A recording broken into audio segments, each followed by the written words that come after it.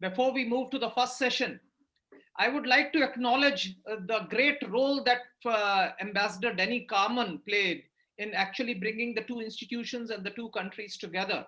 And I think it will be in the fitness of things that I request Ambassador Denny Carman to say a few words at this juncture when we are starting this significant collaboration between our two institutions. So I'll request Ambassador Denny Carman if he could just like to say a few words before we move to the working sessions of this particular conference.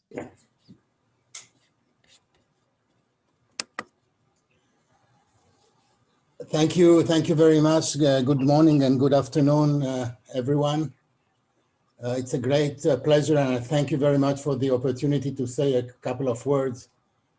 I must say that during 4 years, I had a 24/7 living and breathing and dreaming and thinking about India and Israel relations and how do we take them to new heights.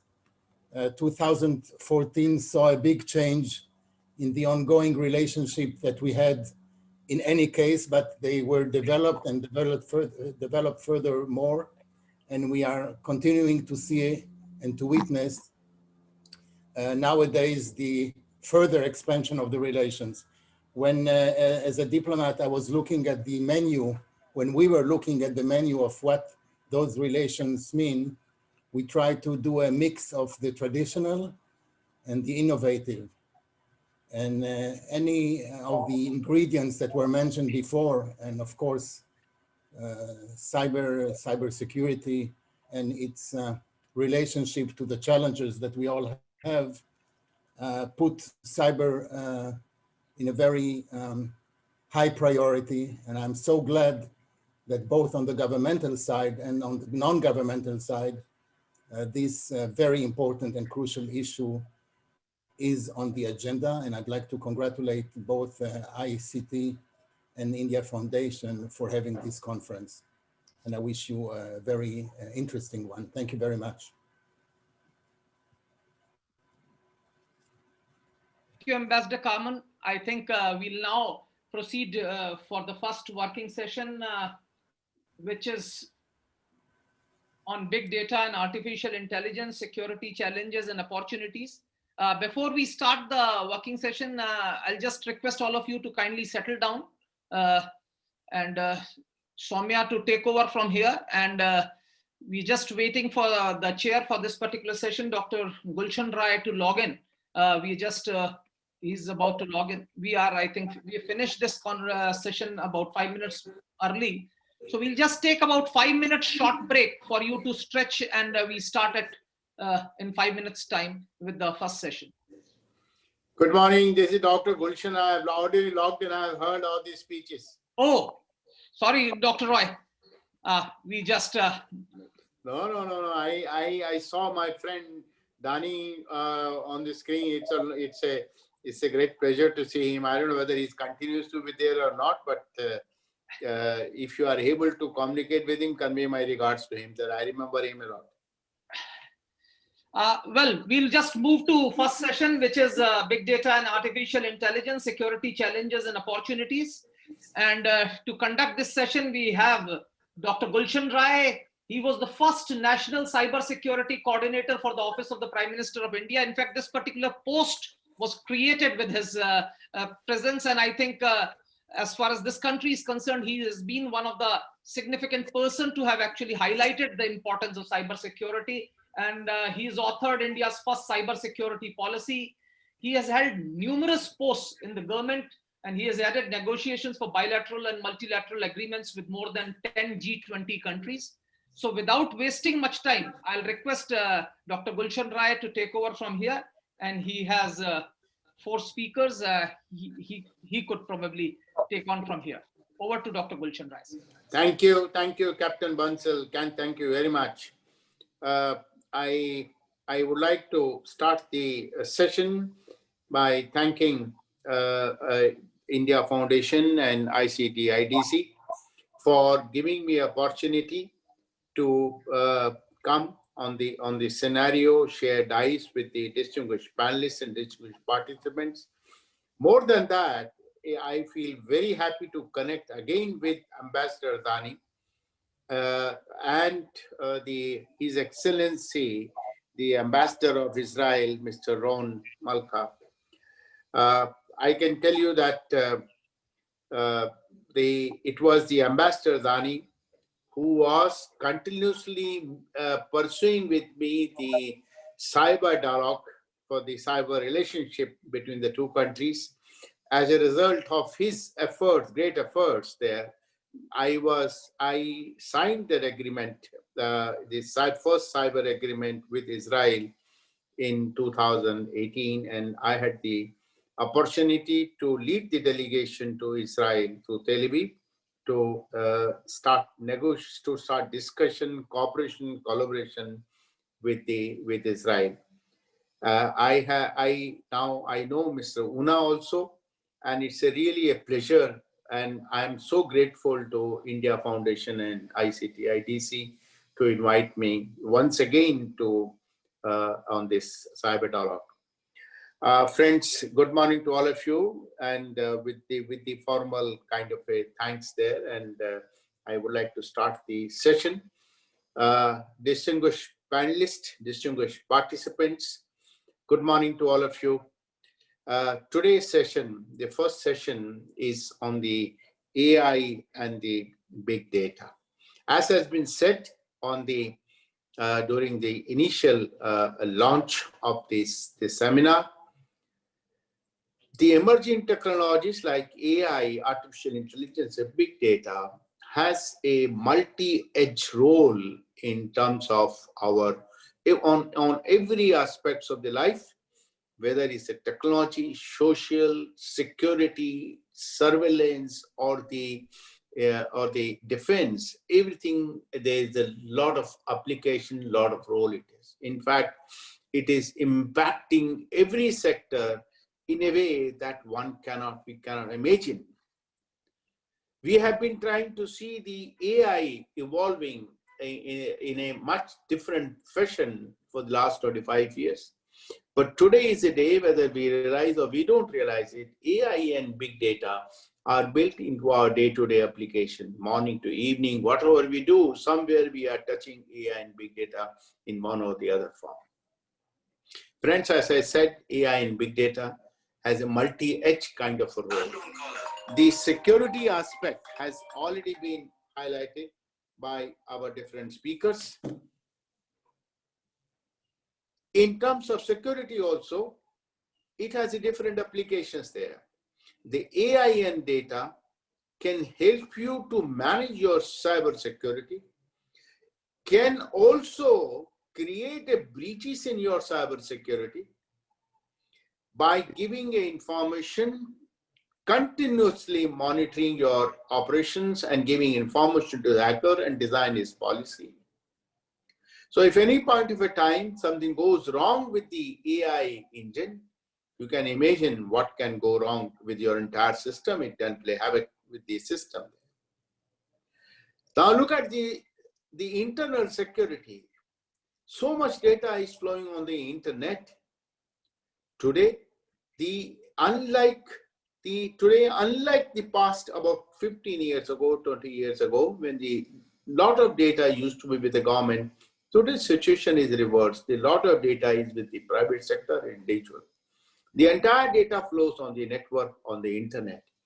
The agency, the surveillance agencies, security agencies, police agencies, they also need to analyze the data.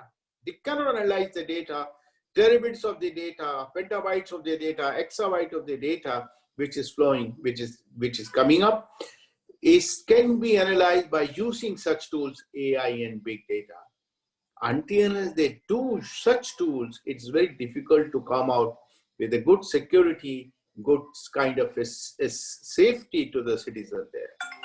Similarly, we can see in all the applications, whether research and development or any other application you see, AI and big data has its own role there. So this is a very important topic, and I'm grateful that the organizers have kept this first session on the subject, because it has the potential, rather I would say that it is driving the entire sector, technology sector. These two technology will drive the sector. Yeah. Today, friends, we have 4 speakers and very renowned speaker. I don't think we could have a better speaker panel for this session. Professor Boaz, Boaz Ganor, the founder and executive director, ICT IDC.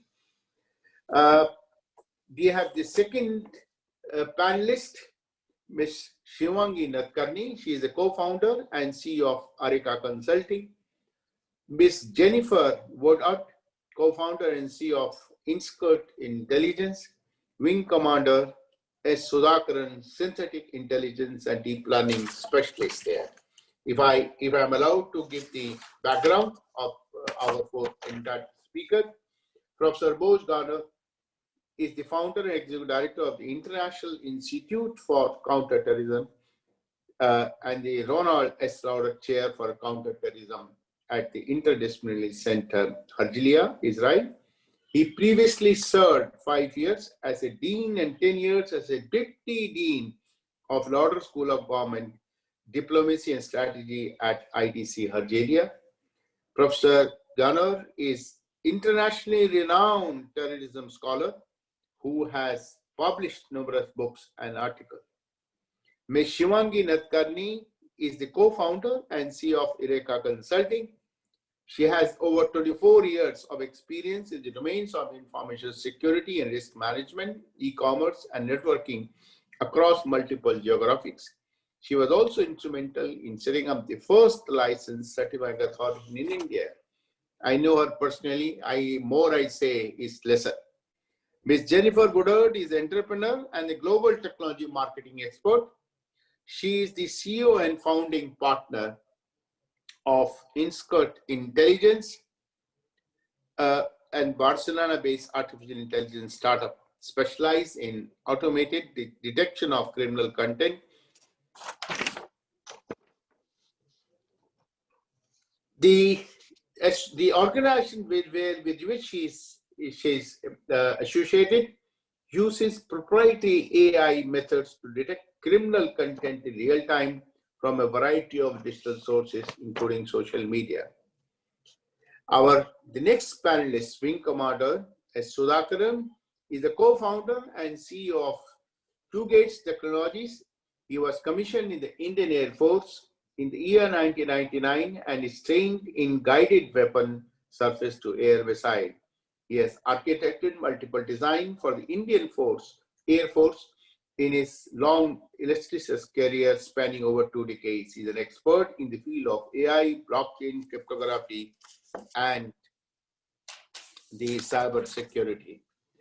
Friends, the panelists have selected the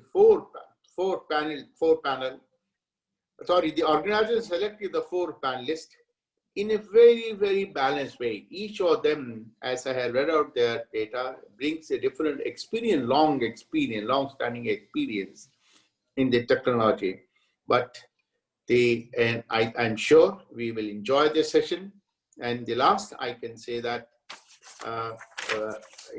this is the area which is going to make big impact into every sector.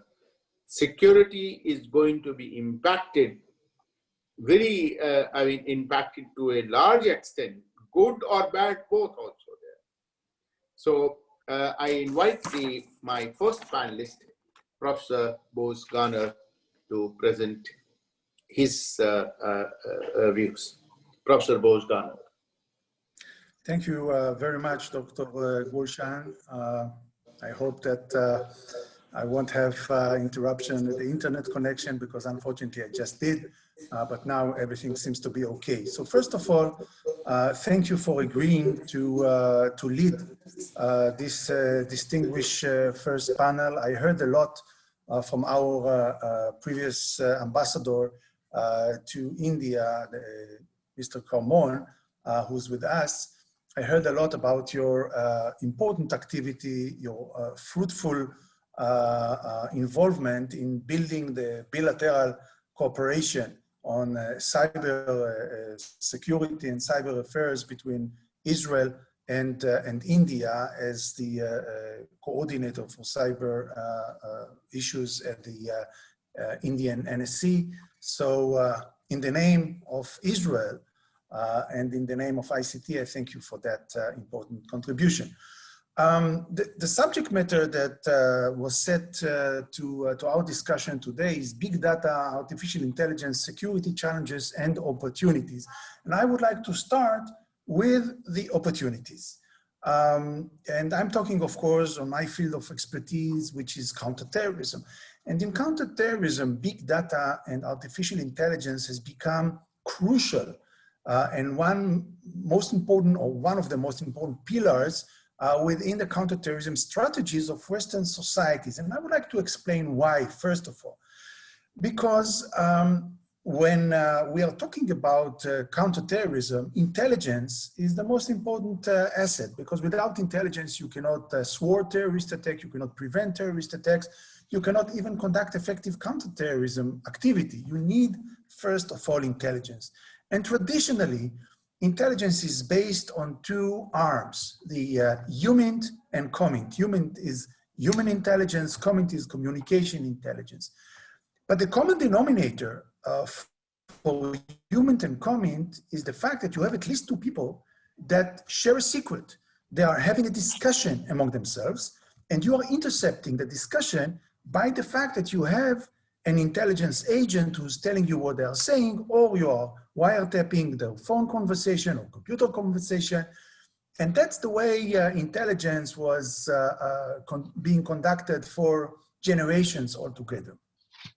But suddenly, traditional terrorism have became more, I would say, challenging by the rise. It's not a new phenomenon, it's an old phenomenon, but much stronger phenomenon that used to be in the past. And I'm talking about the lone wolf, so-called phenomenon, or the individual attacker, the one person who is being radicalized over the exposure to incitement, mainly online incitement, mainly on the internet, and then one day decides to commit a terrorist attack. Now, the problem with contending with lone wolves was the fact that in most cases, they don't share the secret. They don't have a discussion. So if they don't share the secret, if they don't discuss their plans with anybody else, everything starts and ends with the sick mind of one person. Traditional intelligence, i.e. human and comment, is helpless. And that was creating some kind of an intelligence crisis, if you wish, in the recent decade. But this gap of intelligence, this crisis was filled with this new evolving technology based on OSINT, open sources intelligence. And here we are talking again about big data and AI that have been found by Israel and by many other countries as a good substitute for traditional intelligence, especially in contending with the lone wolf phenomenon. And we had a lot of success in the recent years in stopping, preventing, and thwarting lone wolf attacks based on AI and big data altogether. But again, when we are talking about lone wolves, there is another problem that needed to be taken under consideration, and this is the very low radar signature. Because the lone wolf is not just thinking about and planning the attack alone, he also doesn't need a lot of preparation before the attack. Most of the lone wolf's attacks are being conducted by cold weapon, not all of them, but most of them, by a knife, by a sharp object, or maybe even by the car, conducting a ramming attack with their own cars. The perpetrators doesn't need to prepare a lot preparation for that type of attacks. And that is, again, an unfortunate outcome from the point of view of countering terrorism, from the point of view of intelligence, because intelligence need as much time as possible to trace and then to intercept the plans of the attackers. And they need radar signature, which mainly comes out of the preparation stages in organized terrorism, in what we used to refer to as classical terrorism. It doesn't happen in lone wolf attacks altogether. But there is an opportunity here, another opportunity here. In organized terrorism, when I say organized terrorism, I refer to a terrorist attack which is being initiated, planned, prepared, and executed by a terrorist organization or by a terrorist cell of an organization. In those cases, usually the organization is responsible to spread the word. The organization is responsible after the attack to publish the manifesto of the attacker, the video of the attacker, the leaflets and the pictures that has to do. This, of course, is being done after the attack in order not to harm the intention to conduct those attacks. The lone wolf doesn't have this ability, and they need to give a preliminary warning or a preliminary message to their audiences or their perceived audiences before the attack, because nobody will do it after the attack when they will be killed or they will be arrested. And the worst thing that can happen to a terrorist, that the audiences would not know what was his intention. Why did he conduct the attack? Because what's the difference between a terrorist and a criminal activist is the terrorist has a political goal or ideological or religious goal. And without expressing this goal to the public, he's just a criminal. That's the worst thing that can happen to a terrorist. This is why many of those lone wolves, through social networks, via the internet, using internet platforms, are giving their manifestos, their grievances, expressing their grievances before the attack. One of the best examples, by the way, is the Christchurch attack in New Zealand, in which the attacker, Brenton Trent, was publishing his manifesto in a way that it was kept secret until the attack, and then it was spread through 8chain and other platforms, but also he used GoPro camera in order that the followers and those that will be given the videos afterwards would see his activity and will salute him for this atrocity altogether. So no doubt that AI and big data brings a lot of opportunities for better and much more effective counterterrorism. But I would argue that big data and AI brings with them many concerns that has to do with different aspects. The first aspect, which I will not focus in this talk, is what I call the democratic dilemma in counterterrorism, which is how do you balance efficiency versus liberal democratic values? And like it or not, AI and big data might, not always, but might intrude to the privacy of people, might collect fragile information on people, and might be regarded as a mass surveillance, if you wish. And we saw, by the way, how the counterterrorism technology was leaking into the civilian arena just recently in Israel and maybe other places as well, in which those technologies of AI and big data that was used solely for counterterrorism now is used in order to follow and surveil Israeli civilians in the Corona arena and to see where they are and who are they meeting with, and so on and so forth. But I would like to focus and to conclude my words with another aspect, and this aspect came to me when came to my attention when I read a very interesting article of Henry Kissinger. Henry Kissinger wrote an article not long ago, a few years ago, under the title "How Enlightenment Ends," and he raised few concerns in reference to the rise of big data and especially AI. First of all, he's saying this is a process that is trying to imitate and to replicate the human mind and the human way of thinking, and that's by itself needs to raise some concerns altogether. But furthermore, you let the technology to conduct strategic judgments and which gives them the ability or the capacity to predict the future, which is again has to be managed very carefully.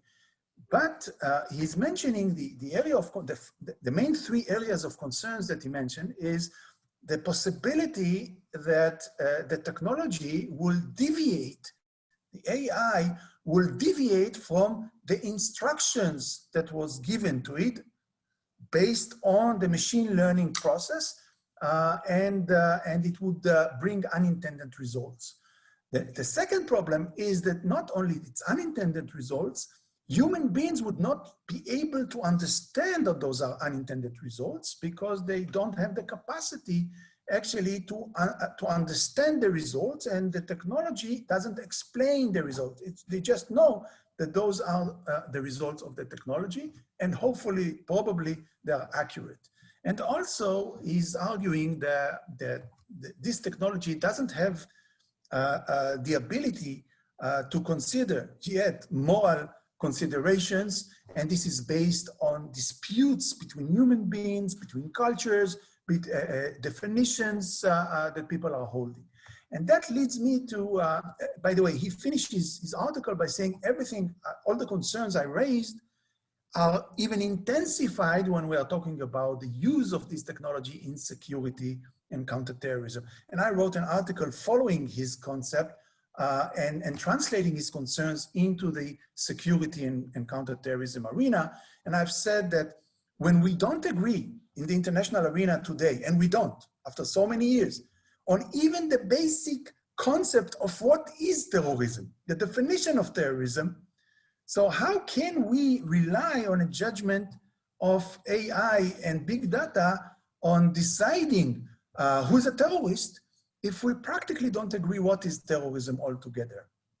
And not just that, the Israeli Security Agency, which again had a remarkable success in prevention of terrorist attacks, gave some public statements about their success. And they said actually that they prevented hundreds of lone wolves attacks based on this technology.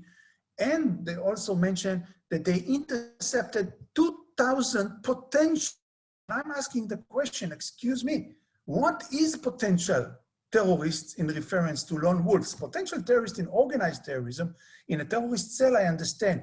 After they're being recruited, if you intercept that, that's a potential terrorist. After they're being trained, after they are having all the preparation for the attack, if you do one of the above, that's a potential terrorist. But a potential lone wolf, a person that sometimes the spontaneous lone wolf in the morning, when he gets out of his house, he doesn't know that in the evening he's going to conduct an attack, let alone he didn't prepare anything for that.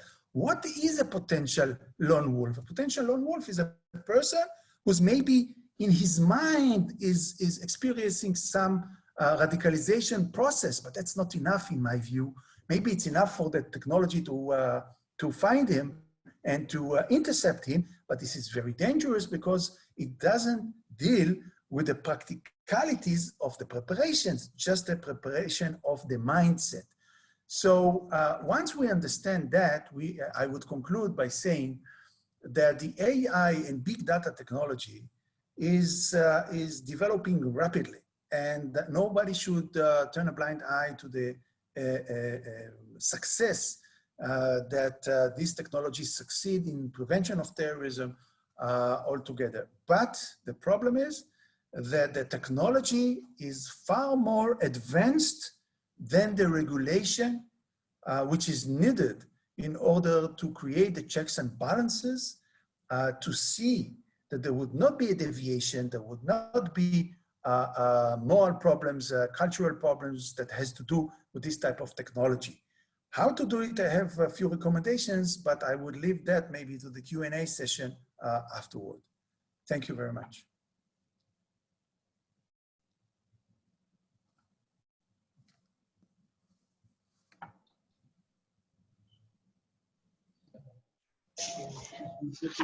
Thank you, sir. I now request Ms. Shivangi Nadkarni, co-founder and CEO of Arrka Consulting, to please deliver her address. Thanks, Soumya. And first of all, thank you to the organizers to invite me. I remember when I first got the invitation, I asked the basic question about, what can somebody like me who from organizational side of things and works with industry have have to really share with such an august audience, and so maybe that's the perspective that is required. I was just listening to, of course, Dr. Gulshan Rai. So good to connect after such a long time, and my Mr. Boaz Ganor as well. And I have some thoughts from my side is, we were just, if you look at, so there's one aspect that we've always sort of looked at historically in terms of the state and, the defense establishments having access, intelligence having access to a lot of data. What, of course, the internet has done and what AI and big data has in turn done is sort of made all of this suddenly accessible to a far larger audience. It's no longer, mass amounts of data which can come from, we've talked about sensors, we've talked about IoT devices in the note reference to how so much of data is being available and collected. The key part over there is that it is not just being collected by, let's say, authorized, maybe from the government, maybe from other agencies, but it is literally being collected by anybody and everybody, right? So you have, on one hand, you have stuff like IoT devices, sensors, etc. On the other hand, you have almost everybody in the world roaming around with a phone, using the internet, which gives ample opportunities for data to be just collected from almost everybody on the planet, right? And all of this data is being accessed by, I don't know, anybody who has an app has access to a website, and maybe not directly, but even indirectly. We, for example, we at my company Arrka, we run an annual survey of just Indian digital properties, Indian apps and websites, and we just, for privacy, and we just released the report for this year. Some statistics to give you a sort of sense of how much of data is available out there. For example, about 71% apps take access to the exact location of an individual. I can understand, let's say, a food delivery app or a taxi hailing app wanting to know exactly where a person is. But what about media? What about let's say something which is a musical app? Why do they need to know your precise location? Isn't it okay if you just knew where, let's say, within a square kilometer radius a person is? Or you have 50% apps have access to the user's contact list. 62% have access to camera, right?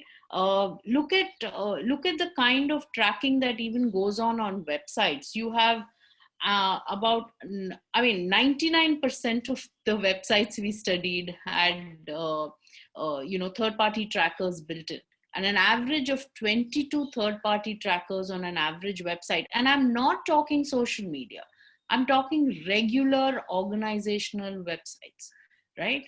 Now, if this is the kind of access that is available, and therefore this is the kind of data that is available to any and every organization out there, and this is just a small sample size from India, right? The same thing's happening globally.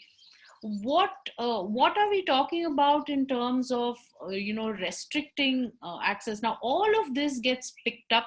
So there is there are two, I would say, two types or categories of people to whom a lot of this data goes out, right? So you have, of course, the entire world of cybercrime and the bad actors and those elements getting hold of this data. And then there are all legitimate above board businesses who in turn have access to very intimate data about you and me. And what happens with it? Where does it end up? What does it get used for? Where does it travel to? Which part of the world? Nobody really has a clue. in India, we are yet to get our Data Protection Act. There is no curb on what happens, right? Now think about all this being used for building very detailed tracking, profiling, profiles about each of us. And this obviously is getting discussed so much in the media, but sometimes we even underestimate how much of an intimate knowledge about each of us is available with people. Now, this who is using, on one hand, there is that this kind of data can get, sort of attacked and, even from very secure infrastructures and extracted from there. But then what about data that's available in the open? What is often the term used is hoovering up that information and then being used for purpose. And that brings us to the next part, which is that big data analytics is what is then the core tool or the sets of the tools, or even like use the term weapons, available for anybody in this world to be able to get hold and do whatever they want with that data. It is no longer in the realm of intelligence agencies, nation states, defense, people who are expected to use this responsibility. It is literally available to the guy down the road. So then what are we talking about, midst of all of that? Now, if this can enable and suddenly, all democratize, access to people and their profile and their intimate details, it can be so much scope for misuse, right?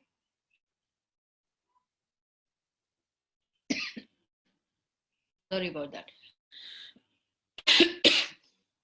Now, in this mix, if you throw bad actors, and we have enough evidence to show, this data is then used for eventually going back and using the net to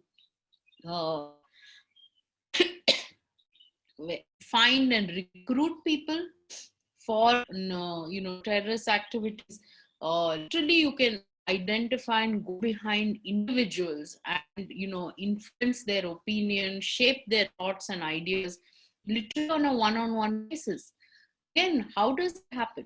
Again, you have, the tools and technologies enabled by AI and big data that enable you to even find the people of the masses, specifically target them, push them, send them content, go on by influencing them and bringing them, certain ideologies and thoughts and cultures, and then be able to influence them, right? This is something that is indeed worrisome, and ways and means to curb it. Obviously, there are, one has to think through, and this is a debate that has been going on for quite some time globally, and that's something which one is trying to figure out how to sort of, weave our way through this. One more thought I wanted to leave behind in this connection is that, especially debates in India tend to focus sometimes on, when it comes to privacy, about the cultural aspect, right? So you often hear people saying, oh, privacy is not something that will ever happen in India. We are a country where we tell our intimate life histories to the stranger sitting next to us on the plane or the train. The point is that maybe culturally we'll continue to do that for the next 10 generations. But the point is that it is not about that. It is about the fact that all our data is available for the whole world to do whatever they want, right? And that misuse is what needs to be addressed, or that potential to misuse, I would say. Or the potential to, I wouldn't even use the term misuse, maybe just use it in a manner which is not supposed to be used. And that the dangers that come from there and the risks that come from there, which impact not just the industry, everybody, right?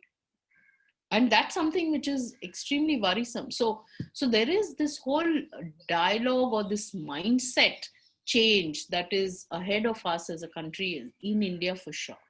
So some of those were thoughts, and I'd be really interested in knowing what my fellow panelists say, and look forward to an interesting discussion with them as well. Thank you.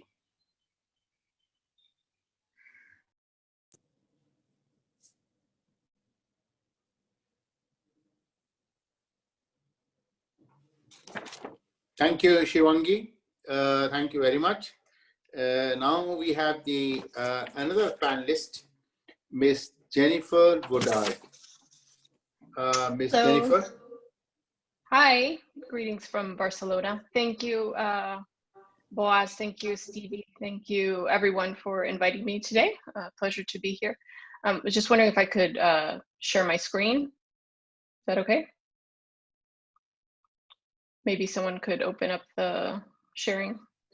We're just making you the co-host. Okay, perfect.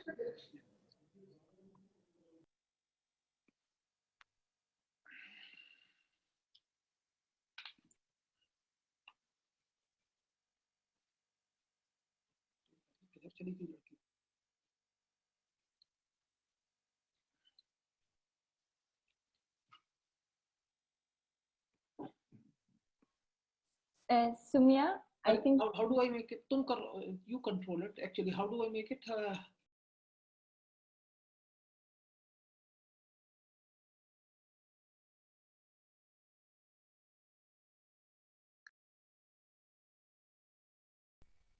I think it is allowed. A share screen option is allowed. You can just look at the bottom green. It is allowed right now.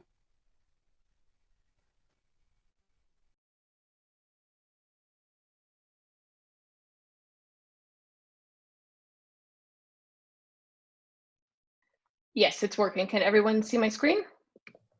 Yes. Okay, perfect. 1 second. Okay. Hi, so again, my name is Jennifer Woodard. I'm a co-founder and CEO of Insikt Intelligence, and thank you so much for inviting me today to be here and talk to you a little bit about AI. So today we're going to talk about, as my co-panelists discussed, intelligence challenges and the opportunities afforded by AI. So I'm going to get into some very specific challenges, many of which are related to the challenges faced by law enforcement in terms of detecting content online, and especially those challenges related to language. So just very quickly about who we are. We're an AI startup based in Barcelona. We specifically work with law enforcement agencies and governments to detect basically any sort of criminal content online. We do that in a variety of ways. We have some software tools, we offer training, and we have a proprietary methodology for doing this. So I'm going to speak a little bit to the way we do these things, and I'll be happy to answer any questions that you have at the end. So the first thing I wanted to say is that detecting radical or criminal content on the internet is really hard. There's reasons why that you can imagine. The internet is vast, it's big. There are multiple real-time sources that we're dealing with that are constantly changing, social media being the most important one. And it's also incredibly dense. So finding traces of what we want to look for is like looking for basically needles in a haystack. So there are many tools that are on the market that are available to governments, to law enforcement agencies, to private companies for finding the type of content that we're looking for. You can see a variety of them here. Some are big names, some are smaller names. Some of them are used for other purposes other than policing, but most of them don't incorporate a lot of artificial intelligence. And the truth is that most of these tools don't really work for the purpose that we're looking for them to do the job that we're looking for them to do.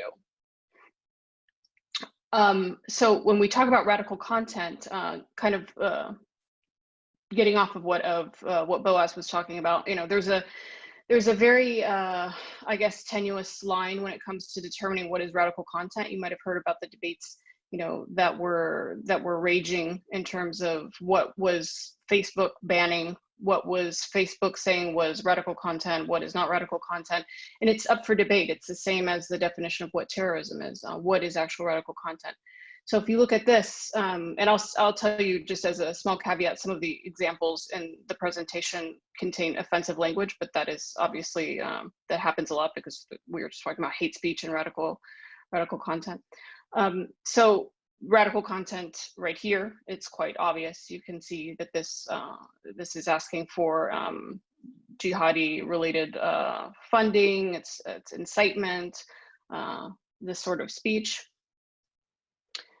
This is anti-Semitic content, quite easy to detect. But then is this radical content? Actually, it is, because this is a game called Clash of Clans in which terrorists are communicating with each other, asking for terrorist funding from users, from radicalized users. So this would be something that would be incredibly hard to detect, and it's not a place where people would normally be looking for radical or terrorist related content. In these examples, if you look at them from a language point of view, would you say that they are radical content? The first line says, France, you reap what you sow. This isolated, does this sound like it's radical content? The second one is, anonymous writes scripts and bots that can report your account to Twitter and get you suspended. You can do the same thing to them using Python. Isolated, it doesn't really sound very dangerous.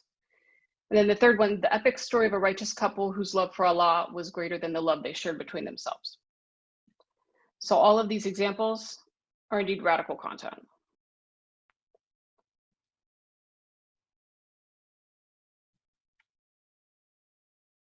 So none of these examples actually would have been detected by any sort of AI solution, just because of the complexity involved in detecting content like this. The language is quite flat. The language doesn't have any sort of context. The users probably haven't been identified as being radical users, so it's extremely challenging to detect this type of content. So AI is a solution, but it also faces its own challenges. So why is this so hard? Effectively, we're asking tools to understand human language and human emotion and many times human intent. And in order to do that, even humans have a hard time detecting this and also detecting threats, and a machine is obviously challenged. But this is hard because, basically language is changing. Not only is it changing on the ground, it's changing very fast on the internet. Here's an example of, internet slang that changed from, basically an activist chant to teen internet slang. You have the changing dynamics of language illustrated here. What was internet language in 2005 and 2016, completely different. You have the challenges of multi-language content. You have the challenges of these little abbreviations, and these are things that are being used online that are not part of data sets or training sets that we basically any of the AI systems use currently. And this is kind of a cute example, but what does IDKLY and TTYL mean? I don't know, love you, talk to you later. Okay, I'll ask your sister. There's definitely a generation gap in terms of the way young people speak online and the way older people speak online. And obviously we don't always keep up with the way the internet is changing in terms of languages. Another challenge is that, new propaganda, basically from terrorist groups, and using the radicalization efforts, they're tailored more and more towards local communities. So instead of just putting out a blanketed message towards the entire internet, they're targeting local communities and their local languages. And in many cases, kind of with the examples before, they're targeting them with slang, with local lingo. And that's also hard for a huge, you basically have to have a huge AI tool with all of the languages constantly updated to be able to keep up with this. And then there's the challenges of understanding the communities of these, radical or terrorist content spreaders. Who are they and what relationships do they actually have? You can identify them using social networks, but you don't really know, who they are. Basically, they're anonymous. And also you don't know what their relationships are with each other. When we map out a group of users online, it's really hard to tell who is who. and who knows each other online, who are interacting offline, etc. And then the interaction of these users, who's really important. When we look at, for instance, a group of users online that we understand to be quote unquote suspicious or radical, there are lots of people caught up in these networks that are not necessarily of interest to law enforcement. So it's challenging to find who is the actual cluster of users that we would be interested in targeting when we're looking at communities like this. So in terms of solutions, via AI, what we rely on in our company is a mix of different methods. So we use natural language processing, which is basically, teaching computers to understand how humans speak and how they write. SNA, which is social network analysis, means that, we're mapping out the communities, understanding the relationships. We're doing this via AI. And then, of course, machine learning, which everyone seems to be talking about these days. Huge tools that are analyzing massive amounts of data in real time have to rely on machine learning techniques. So, oops, sorry about that.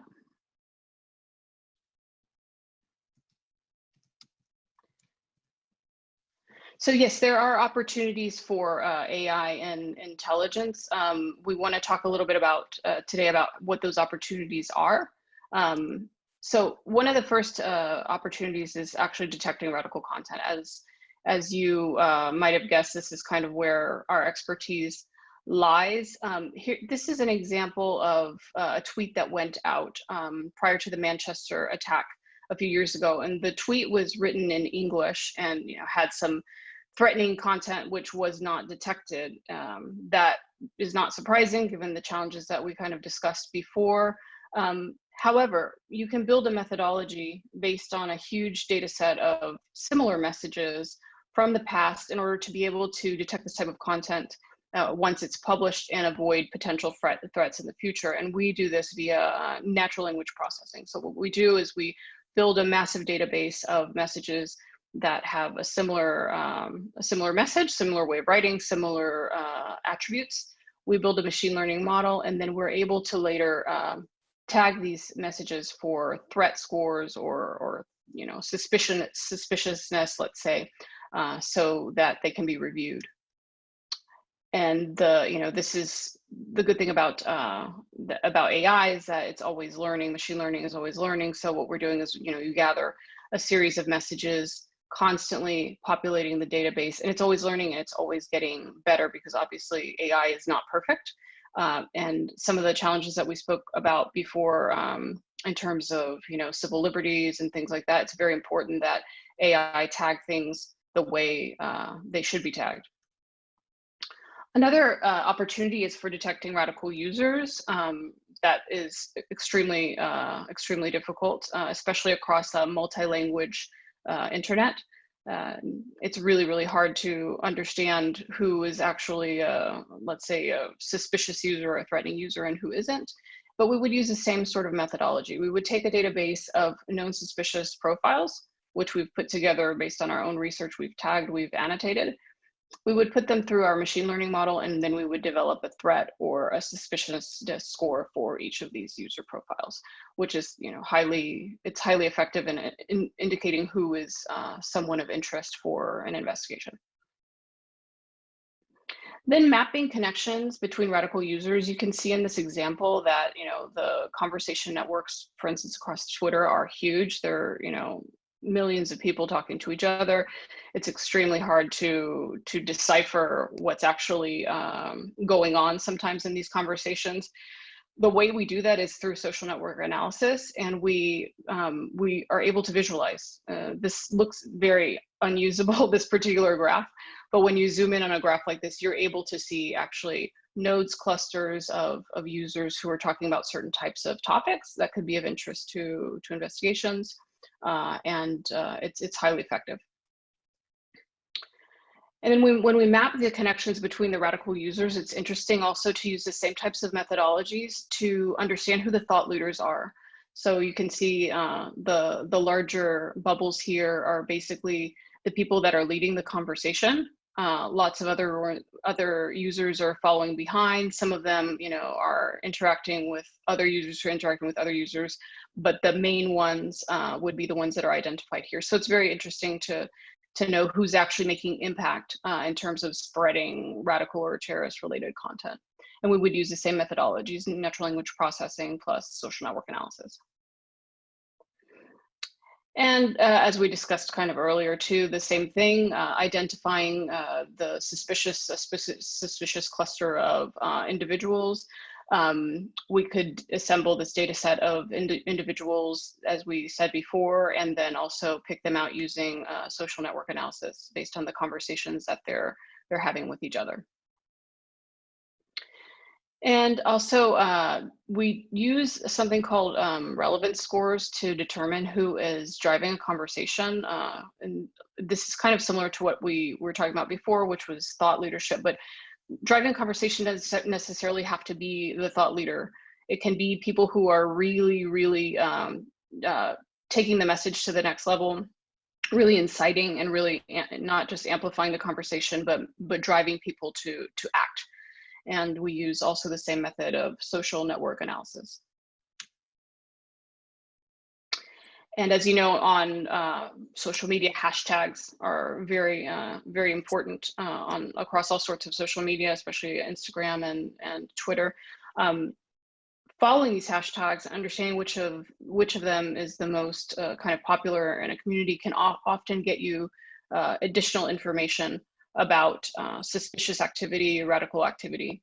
So this is something that we absolutely follow.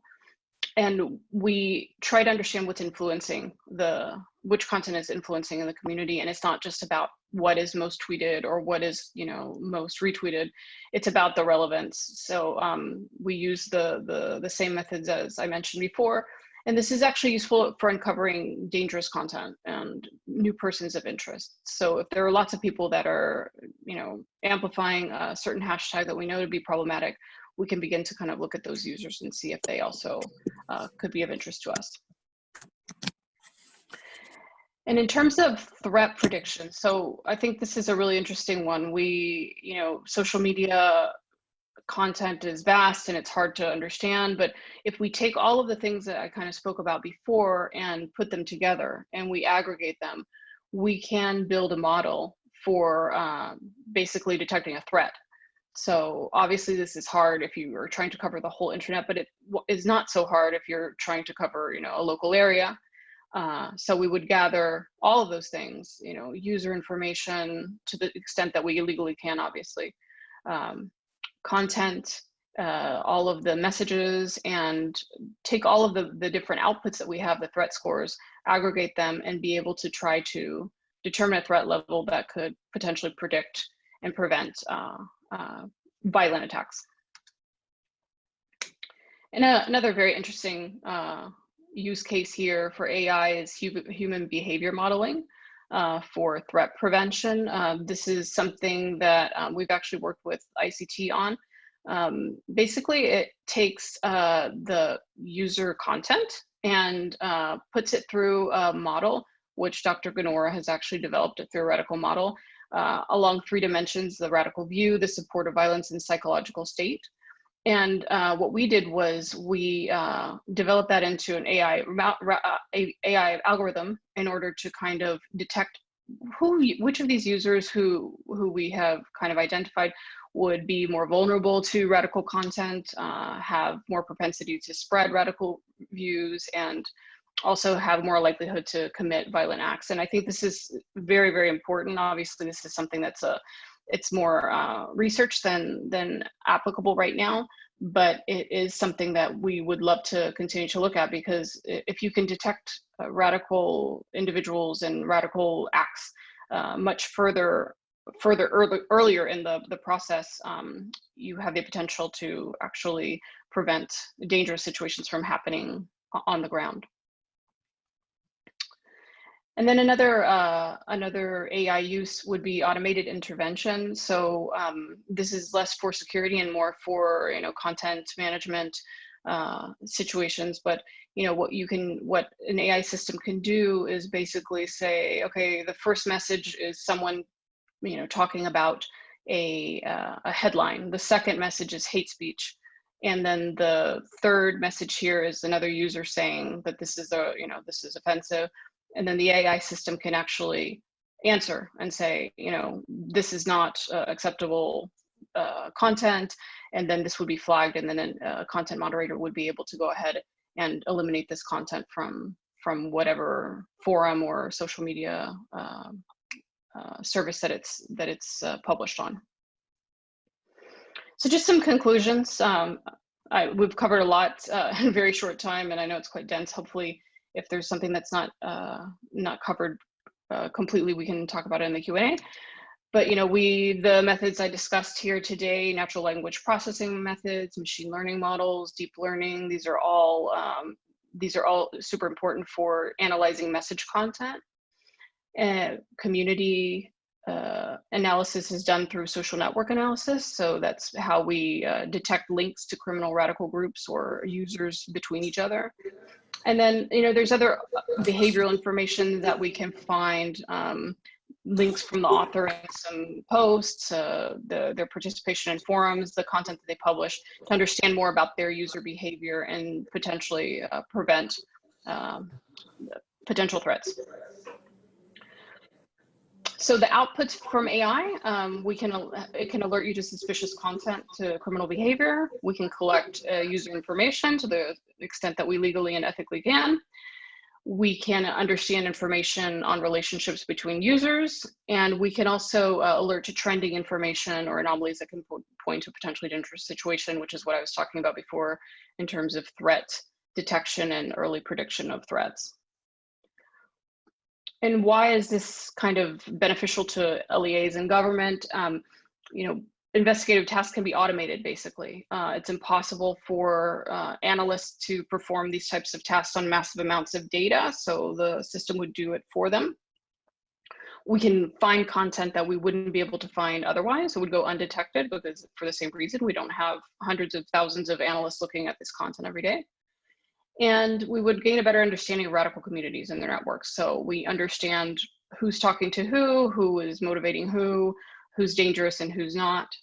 And then early warning alerts in order to be more proactive in the face of threats. And one thing I wanted to add that is related to language is that in terms of the context in India, you have a very multilingual society. This poses an additional let's say, challenge to AI. So I'd be interested in hearing if you guys have any, information or background on how that's being handled in the Indian context, which I know is a lot more challenging. So thank you. Any questions? I'll be happy to ask, and here you have my email address should you want to learn more about anything that we've spoken about today. Be happy to talk with you.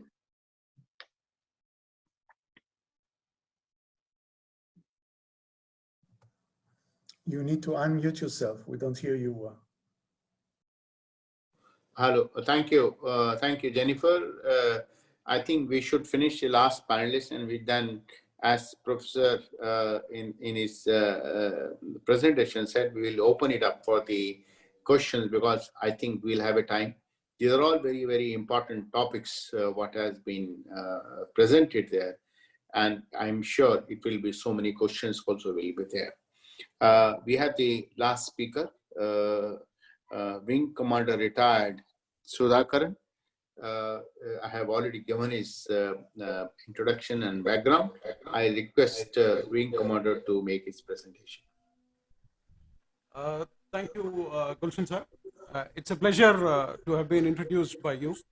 Good morning to one and all, my friends in Israel, and good afternoon, friends in India. Artificial intelligence is the buzzword of our times, and rightly so. A domain which by itself has the capacity to revolutionize not only humanity, but the entire universe. Therefore, it's but obvious that a domain with such prowess be of great interest amongst academicians, technologists, economists, military and political leaders. Therefore, this topic is very relevant, and the questions that are being asked are equally of great importance. Let me quickly advise the audience, since I'm going to share a presentation, Please switch on to the speaker view so that you get the full view, just in case if you are into the gallery view.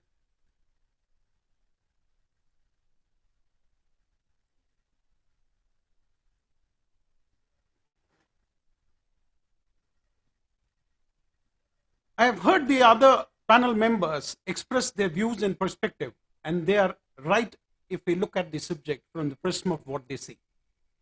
But I'm here to present a very alternate view, a view which probably might not be palatable because we just simply don't understand the very nature of intelligence itself, let alone be artificial intelligence.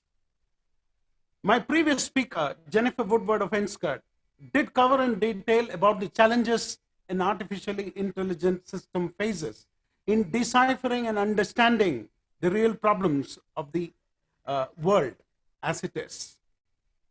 A perspective which requires a deeper understanding of intelligence is what I intend to cover in this talk, and then try to understand and address the opportunities and the security challenges. Because if we don't understand the basics right, we will probably not be able to arrive at the right conclusions. For getting the right conclusions, we need to ask the right questions. I don't want to sound a killjoy of sorts, but the questions and conclusions may point to a far more devastating consequence and may appear to lead to an existential crisis of sorts, rather than security challenges restricted to nations, the people, and its borders. Let me cut the long story short and take all of you into my world and its perspectives. I'm covering my views in 3 major headings. A brief introduction for aligning the audience to my perspective as to why I'm saying what I'm saying. In this part, I highlight on the very nature of intelligence, its components, and the capabilities of artificial intelligence, what we know of and have today.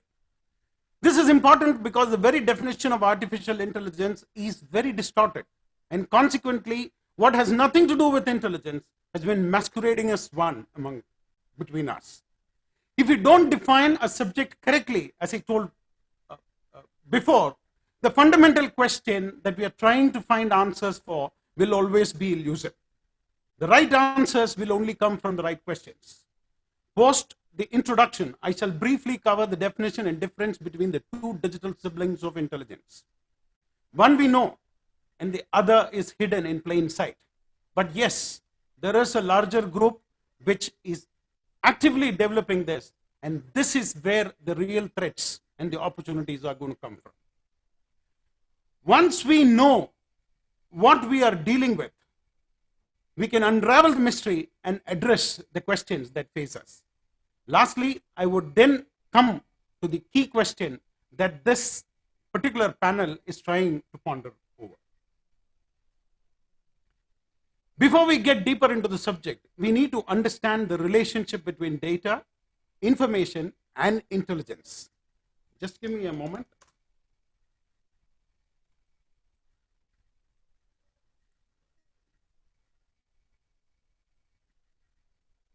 Once we do that, we can then relook the relationship data has with machine learning. If we then compartmentalize the phenomena of intelligence found in human beings and subsequently compare the true nature of digital and natural intelligence, then shall we be able to understand the level of exaggeration that we have placed on AI as it exists and is evolving.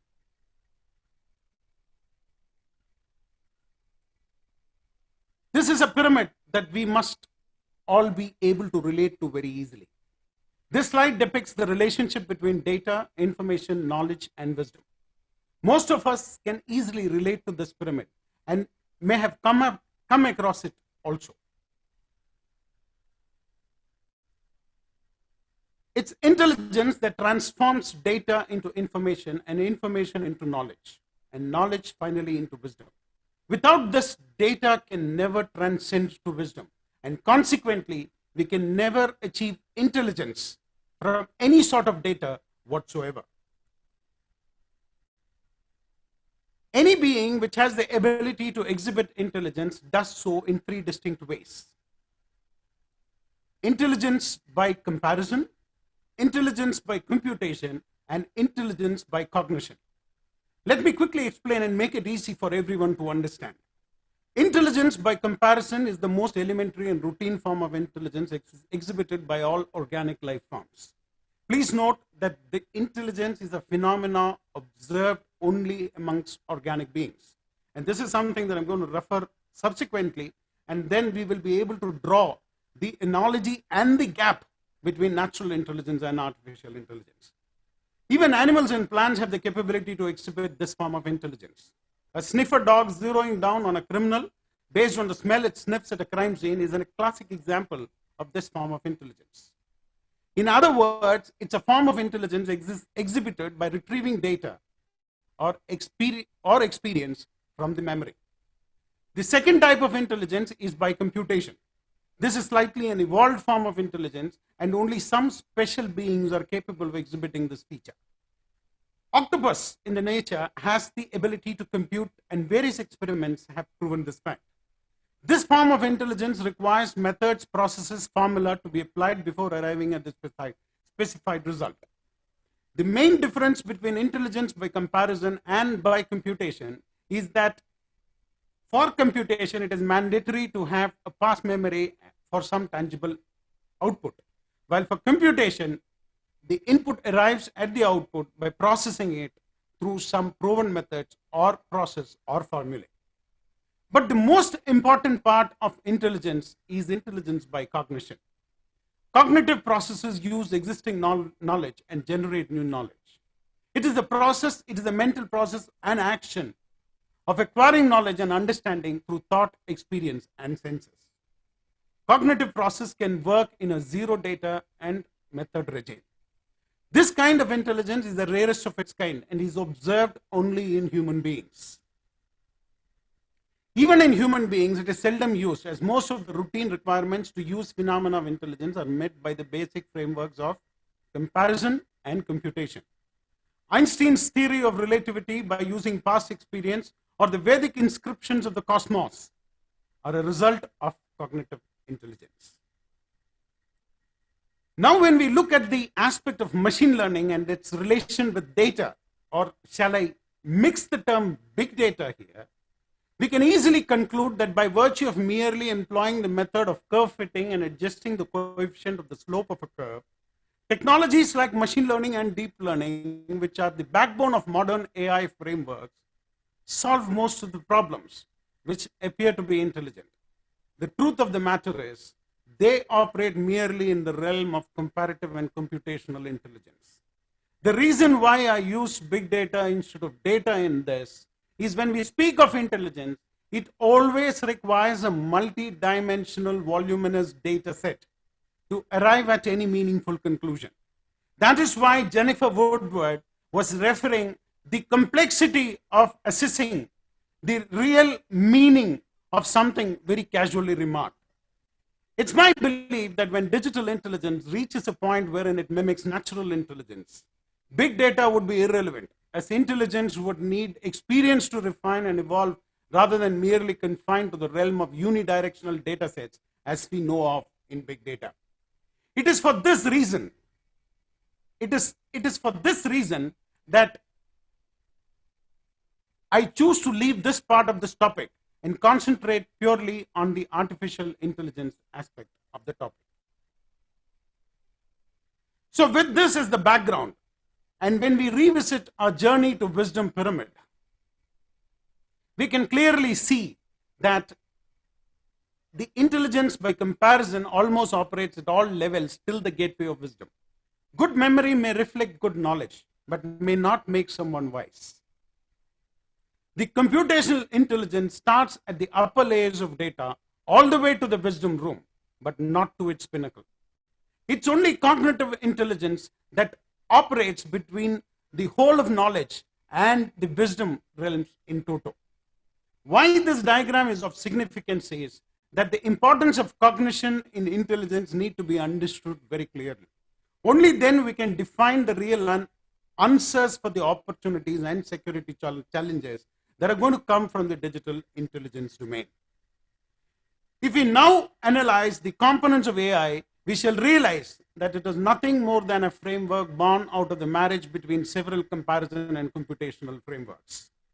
I often come across the artificial intelligence bot Sophia, and as to how intelligent it is. It merely operates in the linguistic framework, which is governed by a grammar, which in turn is a simple set of rules and definitions. To deliver an intelligent response to a given question, multi-sensory input is mandatory. For example, if you ask your Alexa or Hey Google to write a poem for you, it can at the best read out a poem with a similar context. On the other hand, an average human being shall politely acknowledge his or her lack of ability in doing so, or may smartly remix some lines from his memory and present one. In short, let me conclude that intelligence without cognitive abilities is just mechanical. AI as it exists and evolving is therefore just nothing but smart automation. The term intelligence associated with the very phrase AI is itself sometimes misleading and wrong. So does that mean that we need not worry at all? Or is AI all about hype and myth? We need to wait a bit more to find the answers to this. What we see as AI today is mostly branded as narrow AI or limited AI. If we just accept it the way it is, as I've already stated, it as an automation, smart automation technology, rather than being intelligent, then it's full of opportunities in a very limited context. We are already seeing the benefit of this, and of course, it comes with a certain level of risk and challenge in all walks of life. And this has been amply covered by our fellow co-panelists here. The so-called narrow AI is already giving us a plethora of benefits, and it promises a rich set of opportunities also for the future. But that is not what I am here to discuss about. There is another context that I want to present. There is a race between artificial intelligence and synthetic intelligence. Many of you wouldn't have even come across this term, but this term is of vital importance. If we don't understand technologies that are going to hit us in the near future, we are going to be overwhelmed. And that is why it is very important we need to at least understand what we are talking about. So the first question that would come in anyone's mind is, after having my views, hearing my views so far, what's in a name? To find the answer to the question, we need to understand that the term AI was coined at a time when even elementary calculators weren't there. It was in fact coined in the year 1956. And the technology of those times never believed technology would reach at this level in just over half a century. In addition, the pursuit of AI was almost abandoned thrice between the 70s and 90s. If we take a closer look at the very term AI, we realize it comprises of two words, artificial and intelligence. Artificial means that which is not real. In fact, true to its name, we do have what is called an unreal intelligence. And if intelligence cannot be or never be unreal, then what are we talking about? Remember, a few minutes ago, I did reiterate on the point that intelligence is a phenomena observed only in organic beings. The aim is to replicate or copy the phenomena in the digital space. And digital space is inorganic or synthetic in nature. So if our real aim is to mimic the phenomena of intelligence with cognitive abilities,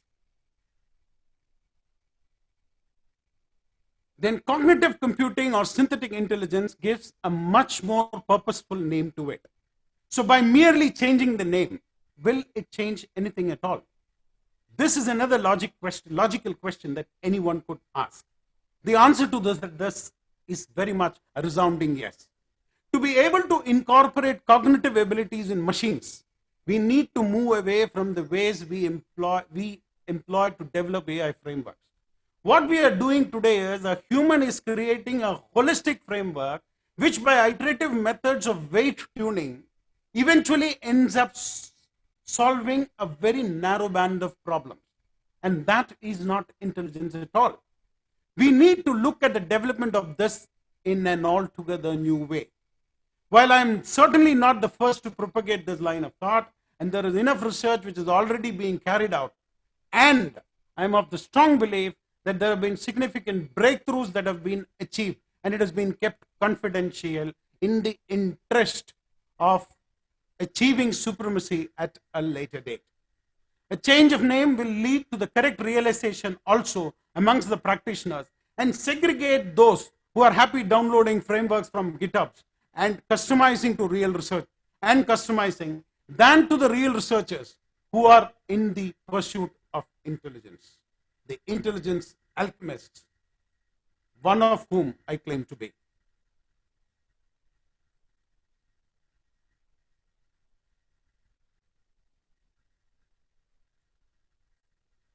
In a nutshell, let me put these things in a very broad perspective. What are artificial intelligence and its applications? Artificial intelligence is a supposed intelligence exhibited by machine through a set of theories, methods, and algorithms. As I told you before, all this only belong to the realm of comparative and computational intelligence. Applications include problem solving, game playing, natural language processing, speech recognition, image processing, engineering, automatic programming, and robotics. So what is synthetic intelligence and cognitive computing all about? It refers to the computing that focuses on reasoning and understanding at a higher level in a manner that is analogous to human cognition, rationale, and judgment. Applications include replacement of human beings in areas of speech recognition, sentiment analysis, face detection, risk assessment, and fraud detection. If this technology is to be realized, Jennifer Woodard would never have that complaint that she had, that intelligence today has its own shortcomings. So it's clear that the difference between AI and SI is in the way that they approach, the task. The difference is exactly as that of a sniffer dog was that of a detective or of a cop.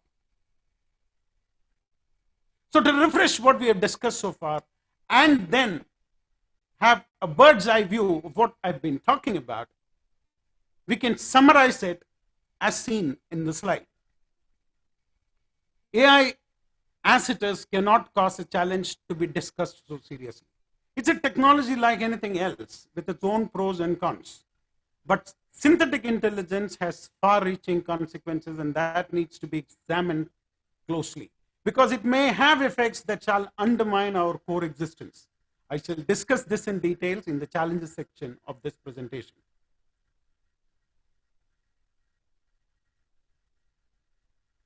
As far as the opportunities of artificial general intelligence or artificial superintelligence is concerned, it could be an endless list. But I thought, just to wake up the audience who must have almost gone into a slumber of having heard for so long some repeated terms, I thought, let me take you into the fantasy world of Harry Potter. We will see an unprecedented information revolution in the history of mankind if synthetic intelligence ever were to be a reality. Research and development in every field shall be accelerated at breakneck speeds, unrivaled in our history. We certainly shall enjoy extended life expectancy and may even see immortality of life. We will also see a singular crime-free world, but then it will have its own meaning, which I shall cover in the challenges. The life conditions will be very much optimized. Everyone will have what he or she needs. We may live in a zero poverty regime, and we may be able to colonize other galaxies also.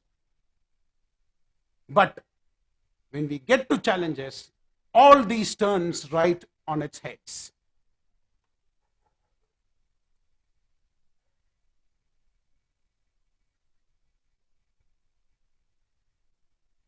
Security challenges again shall be of two kinds. We have to see the threats from the artificial intelligence or the synthetic intelligence domain in the short term as well as in the long term. Data is the new oil. That's what people say now. Intelligence shall be the new weapon of the future. The one who crosses that line first and develops the first artificial general intelligence or artificial superintelligence, one of the first things we can assure is that it shall prevent anyone else from crossing that Rubicon. And it would be next to impossible task to stop such a system from doing so. We've already seen such an intent from the nuclear domain. The person, corporate, or nation which shall first control such a system may try to factor adequate checks and balances to control the system and thereby enjoy a pole position. We may see a major economic consolidation and monopoly of the agent who is going to control this vital resource.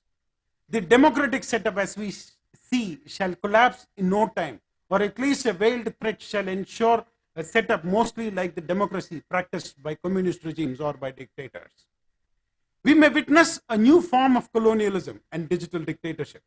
The entire population may be at an unprecedented level of intrusive surveillance and brain scanning, leading to mass exterminations. We shall see a unipolar, singular world order. The long-term challenges could deal a death knell to mankind itself. It may begin with the augmentation of human capabilities, and a new breed of hybrid humans may rule the world for a short span of time. Artificial superintelligence shall eventually overpower all forms of human beings. Organic life may sustain longer, but human beings could very much be overwhelmed by this new breed of digital species, akin to the fate of Neanderthals and early Homo sapiens that we human beings emerged out of. So the key point that I would like to leave to the jury is, could digital intelligence through SI be the next step towards human evolution? After all, evolution is a continuous process, and it's a constant upgrade to adapt to the situations and the ecosystem. So could there be a possibility of life to exist outside an organic framework? The fundamental composition of both organic and inorganic substances, at the end of the day, are the same elements. The only silver lining that I see is life in some forms shall continue to survive for sure if intelligence indeed is the path for future evolution. Ladies and gentlemen, I have just covered on a very small aspect of this. Coming to as to how it can be done and why it can be done and where it shall be done and who are the people who are likely to cross it, it's a matter to be discussed for another day. But today I'll take your leave, and any of your questions I'll be more than happy to answer. Thank you one and all for having given me this opportunity, and I am now ready for the Q&A session. Thank you. Thank you, Wing Commander Sudhakaran, for such a illuminating and very deep-rooted presentation. I will summarize and the issues which all of the four panelists have said it. I will certainly summarize and for the seminar. But before we do that, we have 10 minutes, and we can entertain 4 questions maximum. And I request participants and delegates, if they have a question, or if someone from the India Foundation organizers can read the question if it has been sent on a chat box, and if it is addressed to any particular panelist, it can be addressed to him or her, or otherwise we will request any of the panelists to answer those questions. Maximum 4 questions. So I request the India Foundation to seek the questions and put before the panelist. We have requested the participants to raise hand in case they wish to ask questions. I can see already 1 hand is raised. We can see 2 hands right now. Apurva Mishra and Kedar Kulkarni. So you may ask them to ask their questions, and then they could probably ask. Thank you. Thank you. Thank you very much. So approve. Please raise, say your question, and if you have any identification for an panelist, please say so. Yeah, thank you, sir. My name is Apurva Mishra. I'm a senior research fellow at India Foundation. I just wanted to congratulate Jennifer for an extraordinary presentation. I found it very, very helpful. My question was to you, Jennifer. Based on your research so far, do you have a tentative or a rough timeline for when does a new user who's been exposed to extremist ideologies eventually end up taking action or become, commit crimes in real life? Is there like a tentative timeline that you can share with us? Is it a 1-year timeline, 18 months? I know this will change because, depending on the level of extremism they've been bombarded with and their personal Yes. behavior. But is there a rough timeline you mentioned? Thank you for the question. Thank you for the compliment on the presentation. I appreciate it. I actually think that this is a question more for Professor Ganor, because it's less about the timeline in terms of the research that we've done on specific users and more about the timeline that it takes for a person to be radicalized in any scenario. So I don't know, Boaz, could you speak a little bit to this? Can you repeat, approve the question, please? Yes, so my question was that from the time that a new user is exposed to extremist content online, is there a rough or a tentative timeline before which he ends up taking action in real life based on exposure to this extremist ideology? I know it's very complicated, depends on person to person, but roughly do you know what time window do security agencies have to prevent the person from taking actions in real life? Actually, it's varied. It could take months and years, and we know of cases of 24 hours. 24 hours in which a person was exposed to this material and then made a decision. He was not radicalized as far as we know before, and he made a decision to do something as an outcome of the immediate exposure. We usually differ between the ongoing long process of radicalization and triggers. And the triggers are short term. So a trigger could be something that immediately erupt the feeling of the need, an urgent need to do something about it. Sometimes the trigger is based on an ongoing radicalization, but in few extreme cases, it could be a standalone trigger, and that could be a very short term process. Thank you. Professor, if you permit me, I just add to what you have said for our friend there. Professor, if you permit me to, I can add whatever you have said. Please do. Approve, I mean, what Professor has said is very right, but the first premise is the time of action depends upon the quality of trigger, quality of data to be analyzed, and quality of data to be collected. Nowadays, more than 85% of the traffic moving on the net, and after you get a 5G communication, next generation communication, you are going to deal with another technology, which is the 5G, next generation communication technology. So when at the time of collection of data, you are not dealing with one technology, you are dealing with the convergence of technologies there. It depends upon the interpretation of those technologies, transferring the trigger into the real data. That is a great challenge, and that's what I think any agencies world over, including the Israeli agency, will struggle, because there is a great rush and race also there. On one side, the technologies is innovating to a very high speed, but the solution to the technology, to address the technology, is a great challenge there. So I think your question is valid, but what Prof has said is given the right answer, correct answer. As the time goes on, the challenge is going to increase more. I don't know whether my professor agrees or not agree, but it's going to be more and more challenge there, more and more challenge. And you can see, you just keep the complexity which Sudhakaran highlighted, that in mind. That complexity is going to be very, very complex in time to come. So Kedar, can we have your question? Yes, thank you so much to all the esteemed panelists for such an elaborate and wonderful discussion.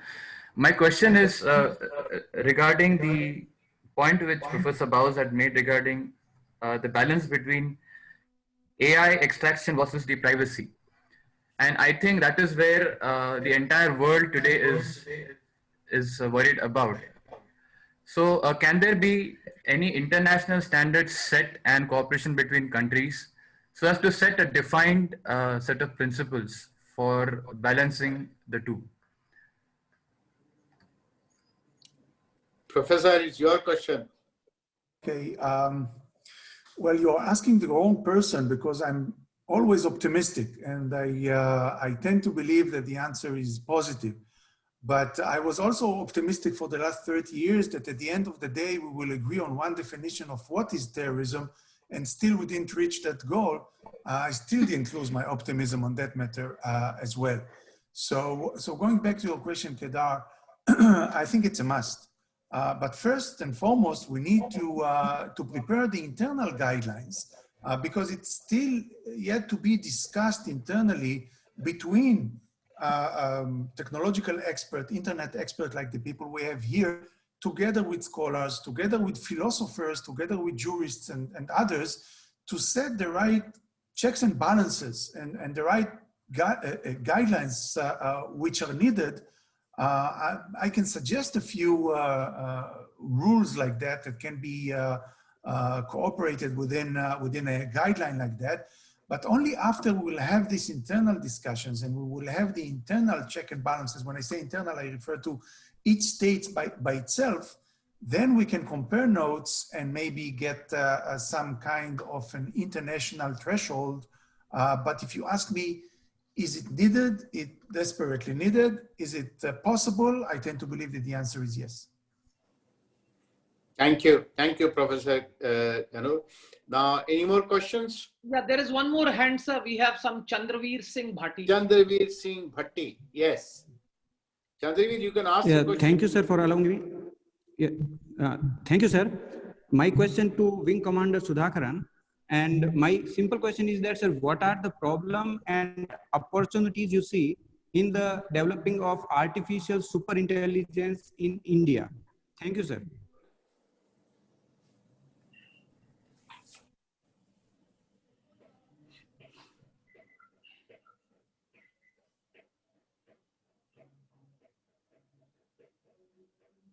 Wing Commander Sudhakaran, are you hearing? Wing Commander Sudhakaran. I Maybe think you can repeat the question. He is not mute. He's Not mute, but I think he is not mute. His video is on. okay, he's saying that I cannot getting the audio. Can the question be typed? He has just sent a message. So what was the question, Chandraveer? Could you type the message for him on the chat box? Yes, sir, I can type. I will type, sir. Okay, sir. Can you please type it on my chat screen so that I can answer it? I'm not able to hear getting the audio. Sir, chat is disabled. Okay. I think the question. I'll type the question if required. Yeah. Okay, sir. My simple question is that to Wing Commander Sudhakaran is that what are the problem and opportunities he sees in the development of artificial superintelligence in India? What are the My problems God. and opportunities he visualizes in development of artificial superintelligence in India? My Yes, sir. God, Thank you you. see, we are talking about artificial intelligence. Sudhakaran is talking about artificial intelligence, and this guy has gone to super artificial intelligence. Fantastic. Yeah, I have typed the question. It should reach you. Yeah.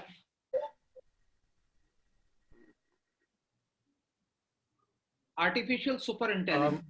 Yeah. Okay, I got the question. The question is, what are the problems and opportunities visualized in developing artificial intelligence in India? See, the problem is the original thought process in this country is still not taken off. When we talk about artificial general intelligence or artificial superintelligence per se, there is absolutely next to zero work that is happening. Most of the people who claim about working in artificial intelligence are generally talking about the open source frameworks and recustomizing them, and they are using it.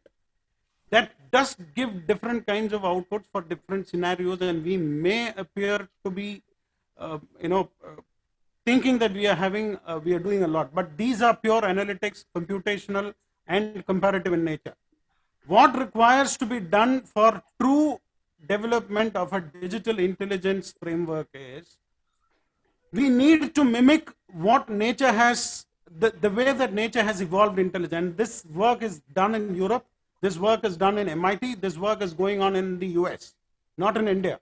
Couple of years back, I took a complete printout of the PhD thesis that is being carried out in this country. Not a single work is done in this direction. We are doing all over. But this core area, we are somehow found wanting. Now, this is actually a big problem of sorts. Why? If ever this kind of, because we have to understand the very nature of intelligence itself. Intelligence is independent and free. It will not be under anybody's control if it is truly intelligent. If it is truly intelligent. Now, we are not investing ourselves in that kind of a framework. We are trying to do a holistic thing developed out of our mind, which can never be true intelligence. So, if the country doesn't know, then what do we talk about the constraints? It is full of constraints, because a couple of years back, the Ministry of Defense did bring out a task force for artificial intelligence. But what is artificial intelligence? Which area to develop in? It was almost left for everybody else guess. And 2 years down the line, still we are where we are. So we have a mountain to climb. We have a lot of catching up to do. And yes, we have the talent here. That much I can assure you, because I've visited all the IITs, all the PSUs. There is a talent there. But we need to recognize this and encourage this in a very big way. Thank you. Thank you, Wing Commander Sudhakaran. If you don't mind, I would like to say something which is slightly contrary to what you have said it. I certainly would like to put forward the point of view. We need a basic 4 parameters, a raw material for the AI, and which I wanted to put in my summary also. The 4 parameters are the data, the software algorithm, the manpower, as well as the demand there. And Wing Commander Sudhakaran has already said that we had abandoned these 4 parameters. We are one of those countries, apart from China and America, we have that 4 basic parameters. There is a great, immense potential of AI, and we have the capability also to do that. The government has taken certain steps, which Wing Commander is slightly not, maybe may not be updated, but a lot of steps have been taken to create the research and development tools in the strategic aspect of the AI. Those programs are running there, and I think we have been quite. We started our program about 20-25 years ago, and a lot of work has taken place. In the meantime, innovation is taking place so fast that you need to keep track of it. Somewhere, some lag must be there, but the government is putting a lot of stress, a lot of emphasis, a lot of funding has been done. In the last budget, we have allocated a huge amount of the fund for the AI itself there, and the emphasis was laid down by the Honorable Prime Minister during his last Independence Day speech there. So a lot of efforts has been done, but this area itself is a very innovative, and more need to be done. More collaboration need to be done there. Thank you, Professor Wing Commander Sudhakaran, and thanks very much, friends. Delegates and participants, we have a very, very important session there. And if we see the session aspect, every panelist has highlighted one single point is this technology has a strategic implication, whether we talk about the counter-terrorism, whether we talk about the surveillance intelligence, whether we talk about the privacy and security, or we talk about other social development sector, maybe including the health sector. We have been, reading the rich examples of the cancer, AI being used for the cancer and health the discipline there. We have been hearing many examples of that. It has a strategic implication there and strategy aspect there. It gives you a lot of advantage. It gives you little fear frightening also. As I said in the opening, the discussion there, I opened the panel, that it can be your friend, it can become enemy. The world over, everyone now highlights the importance of bringing certain control on the AI algorithm because of strategic application there. No country can say that they will be self-sufficient. Americans have come out with a very, very sophisticated development in the AI. Chinese have a special program, AI development, to counter the American. Just because they have the data, they are also participating. Huge funding has been earmarked by the China there. So world over, everyone is going about it. As Professor Ganor has said in the opening panel there, do we need certain controls to bring in? Would any country is interested to bring in? There are a lot of developments are taking place. And if I highlight there, the United Nations group of government experts, particularly on bringing the norms of behavior in cyberspace, has been in place for right from 2001.